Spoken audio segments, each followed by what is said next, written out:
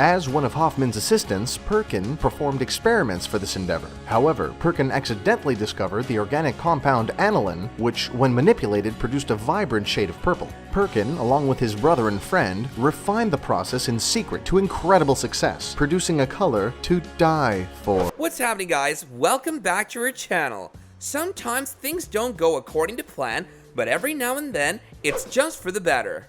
From the microwave to ice cream cones, accidental inventions have entirely changed our way of life. So are you ready to be pleasantly surprised?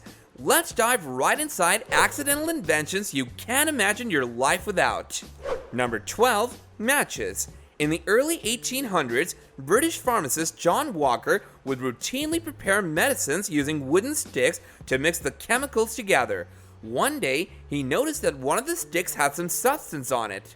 When he tried to scrape it off, the stick caught fire, and that's how he came upon this brilliant idea to make life easier in the world with no electricity. He started making and selling these cardboard matches, which he later replaced with 3-inch wooden sticks accompanied by a piece of sandpaper to light them.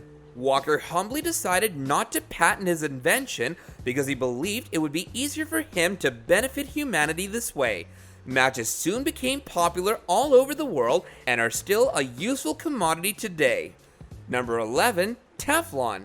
American scientist Roy J. Plunkett was doing research for the company DuPont with the goal of finding a way to make their fridges safer by replacing the hazardous refrigerant Freon with something else. He must have thought it was another failed experiment when he found that the gas mixture he had created just vanished overnight, and all that was left of it in the container was some white waxy substance. That strange substance proved to have some useful qualities. It was non-reactive, non-stick, and resistant to extreme temperatures from -100 degrees to 500 degrees Fahrenheit.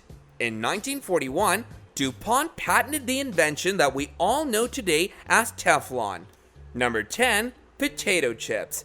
New York chef Jeff Crumb, one of the great names among chefs, was the one to invent potato chips. Jeff Crumb got a lot of customer complaints that his fries weren't crispy enough. Crumb, a bit annoyed, decided to slice the potatoes as thin as he possibly could, deep fry them in boiling oil, and slather them, and saw that he brought up something new. But to his surprise, people went crazy about the new recipe. Potato chips have changed a lot since 1853.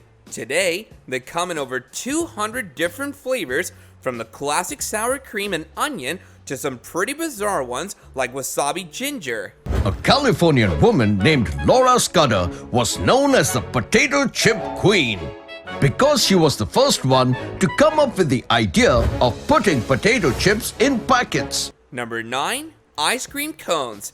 The ice cream itself is nothing new. The Chinese ate something similar to it as early as 200 BC. However, it was the product of a happy accident at the 1904 World's Fair in St. Louis. The ice cream booth had been so rushed with customers that it ran out of bowls. Things weren't so busy in the next booth over where Ernest Hamlick was selling Persian waffles. In a kind gesture, Hamlick started rolling his waffles up into cones and offered them to his neighbor to use instead of bowls. Customers fell in love with the final product, and that's how the ice cream cone was born. Number 8, Coca-Cola. John Pemberton wasn't a businessman. He was just a pharmacist trying to find a way to get rid of headaches. So he came up with a simple recipe consisting of 2 ingredients, coca leaves and cola nuts, combined into a syrup. It went on the market in 1886. The syrup was supposed to be mixed with water, but the seller once mixed it with soda by accident. And this is how the delicious and refreshing drink we all love today was created. Number 7, Post-it notes. Dr. Spencer Silver was working as a chemist for a 3M company back in 1968. He was trying to create a super strong adhesive, but what he got instead was quite the opposite. A low-tack yet high-quality adhesive, only strong enough to hold up a piece of paper, but durable enough to be relocated multiple times without losing its stick. But it wasn't until 1974 when the use for his invention was found. His colleague needed something to mark his hymnal in a church choir, and sober sticky papers worked like a charm. The name Post-it notes was later finalized, and they became a must-have at home, schools, and offices all around the world. In 1968, a 3M scientist developed a reusable adhesive that didn't really stick. The glue he created could hold paper together, but wasn't strong enough to maintain the bond when pulled on. Number 6. Safety glass. French chemist Edouard Benedictus once accidentally knocked a beaker off his desk. To his surprise, it didn't shatter into pieces, but just cracked throughout. He couldn't figure out why until he noticed that the beaker had a thin film of liquid plastic in it left over from a previous experiment, and this is how shatterproof glass was invented. There's a simple way to protect your eyesight with safety glasses. Number 7. Vulcanized rubber.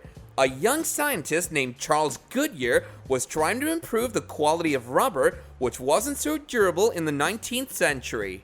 Goodyear was experimenting and fixing raw resin with salt, pepper, sugar, sand, castor oil, and even soup in an attempt to find the perfect combination. Sounds like he was inventing lunch. Anyways, one day he decided to see what would happen if he mixed the rubber with magnesia, lime, and nitric acid. Again, failure, but once the rubber was mixed with sulfur and accidentally dropped on a hot surface, it worked. The scientist invented vulcanized rubber that's now used to produce just about everything from basketball to car tires. Number 4. Plastic. Before we had plastic, there was shellac. It was used at the beginning of the 20th century for all kinds of purposes, from wood varnishing to making records and even dentures. The problem was its price. It was super expensive to import beetles from Southeast Asia for its production, so chemist Leo Hendrik Bakelin tried to find a cheaper alternative for shellac. During his experimentation, he happened to come across something even more useful. The new mixture was a moldable material able to resist extremely high temperatures. We all know it as plastic. Number 3. Antidepressants. The first antidepressant was created in 1957 and was supposed to be a cure for tuberculosis. Its creators noticed that while not doing much to fix the disease, it did help lift the patient's mood. It is still in use today as a medicine to treat people with symptoms of depression.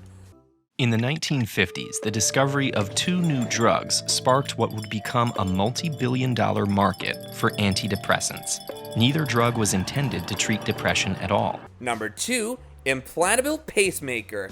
Wilson Greatbatch was trying to create a device that would simply record the human heartbeat. He added the wrong electronic component by accident, which made the product recreate the heart's rhythm. This pacemaker was successfully implanted in the first human in 1960 and has been saving lives ever since. Number 1. Antibiotics.